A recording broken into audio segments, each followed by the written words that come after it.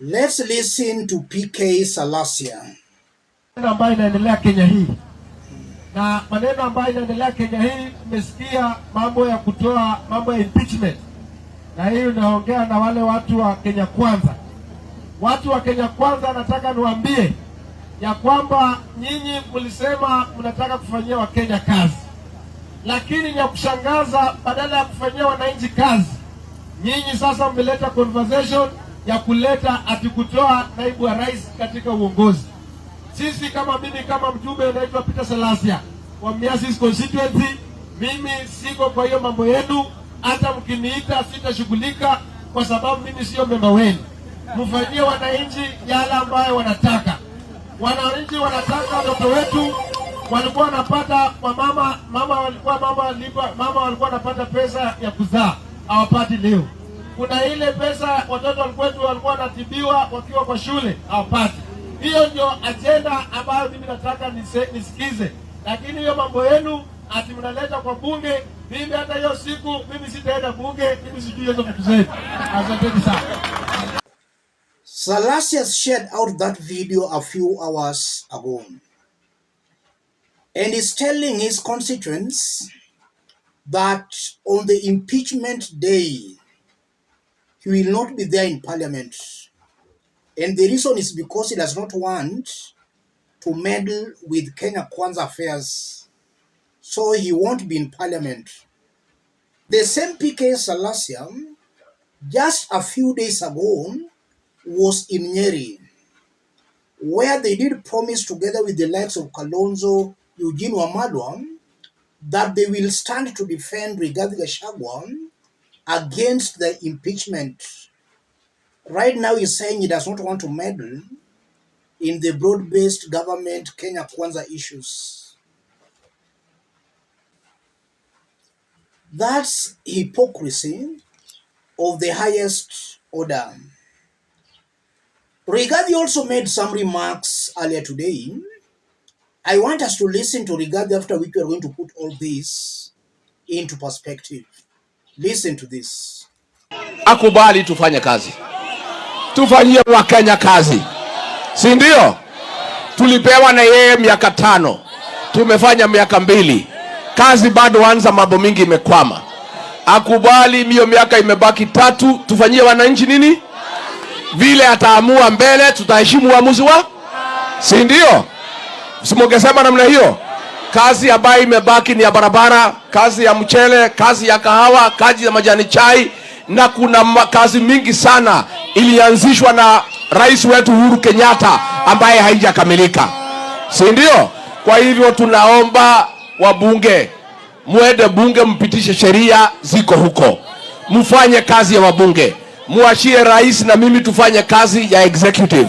Ndio kila mtu aheshimu mwingine. Rigathi is saying akubali tufanye kazi.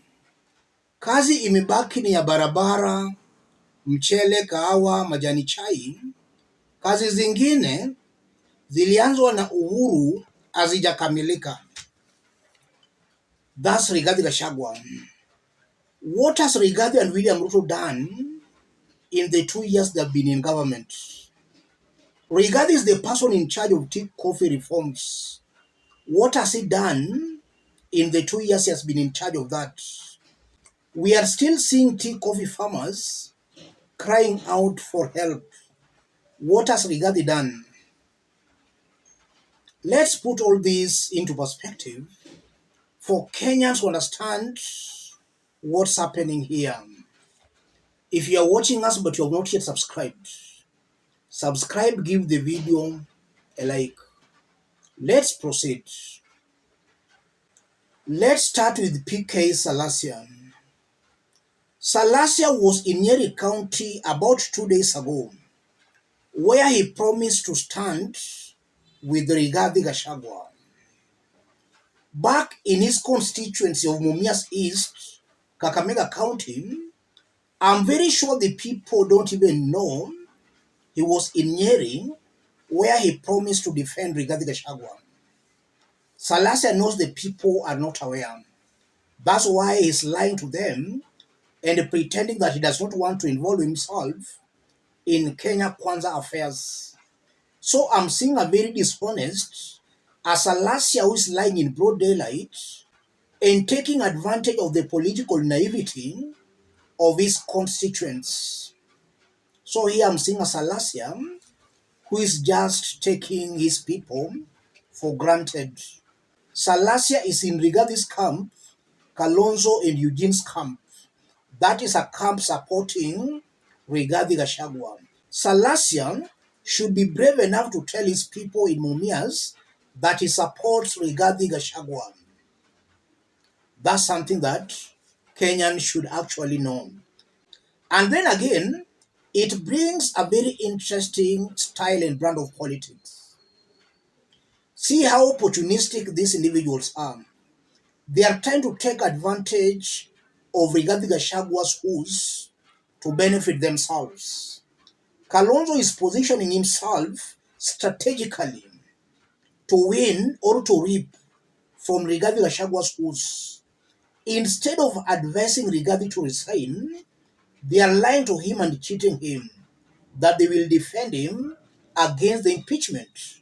Kalonzo and his team, they don't have numbers. So far, over 300 members of parliament have signed to impeach Rigathi Gachagua. That's almost 90% of all members of parliament. Kalonzo, if he loves Rigathi Gachagua, let him advise Rigathi to resign for Rigathi's political future. If Rigathi fails to resign, he'll be impeached and he'll not be allowed to contest for any public seat, or he'll not be allowed to occupy any public position. And now to Rigathi. Rigathi is saying akubali tufanye kazi. So Rigathi is very desperate, seriously longing, praying that William Ruto can change his mind so that they can still work together. I've always maintained here, ladies and gentlemen, that Rigathi is very desperate to work with William Ruto. It's only that William Ruto does not want Rigathi Gachagua.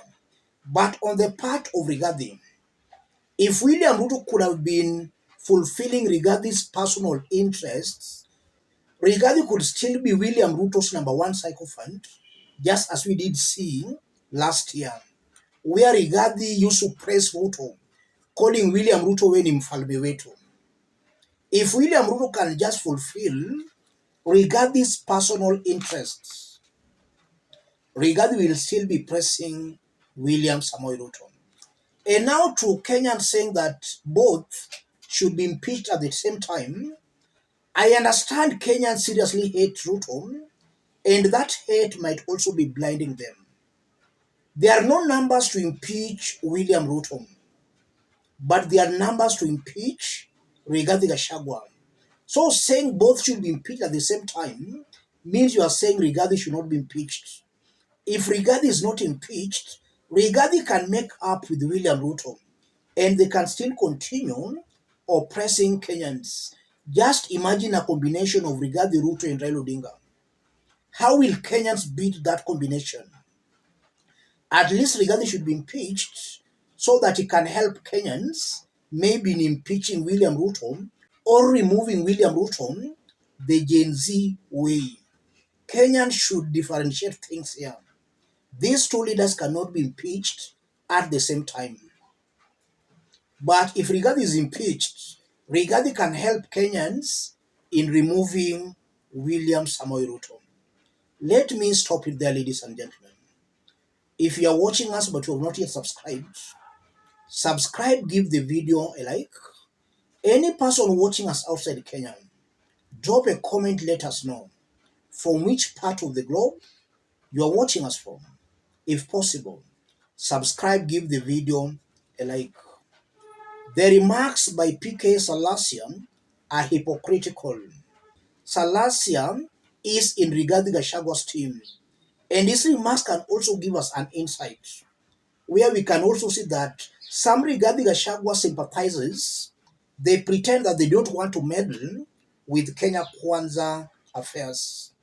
If you see somebody saying that, chances are very high that's a person who might be sympathetic to Rigathi Gachagua. I know there are others who genuinely does not want anything to do with Ruto and Rigathi, but there are equally a good number who have got a soft spot for Rigathi, but they are just pretending that they don't want anything to do with the KK government. And Kalonzo is also talking of impeaching both. We know Kalonzo is angling to work with the Rigathi Gachagua. So it's coming out very clearly to me that some Rigathi Gachagua's allies are just trying to confuse Kenyans. Thank you. God bless you. God bless Kenya.